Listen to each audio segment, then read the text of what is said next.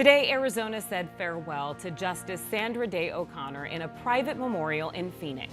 12 News political journalist Bram Resnick was invited to that celebration of life. And Bram, most folks know O'Connor as the first woman to sit on the Supreme Court, but her friends today giving us a fuller picture of her life.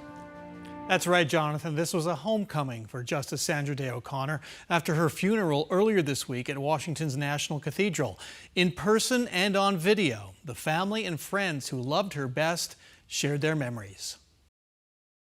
This is our heritage. We were raised here, and it's in our blood, and it's just the place we most feel home.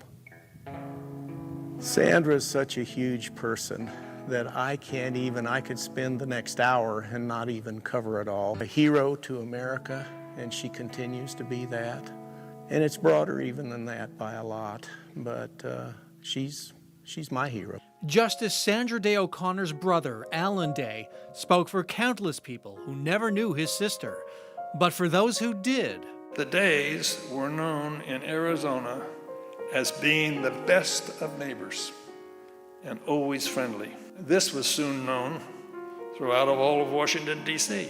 Retired Supreme Court Justice Anthony Kennedy recalled how O'Connor welcomed him and his wife to the nation's capital. She was setting a role model, not just as a lawyer or a judge, but as a person, as a woman who did her job and who loved her family and gave of herself. O'Connor's legions of law clerks learned from her example. She understood that her own wounds could be a source of healing for others. And the justice willingly shared her experience with breast cancer. We were all so fortunate to have Justice Sandra Day O'Connor as a part of our world and our lives. When asked the tombstone question, she always replied that she would be content if inscribed on it were the words, "Here lies a good judge." But if she would permit one final editing suggestion from a former law clerk, I would propose that we add, "and an even better person."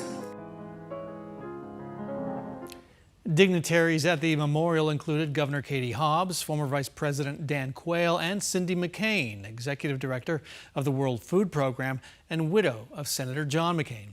Justice O'Connor's ashes will be buried where the cowgirl's journey began, next to her mother and father at the Lazy Bee Ranch in eastern Arizona.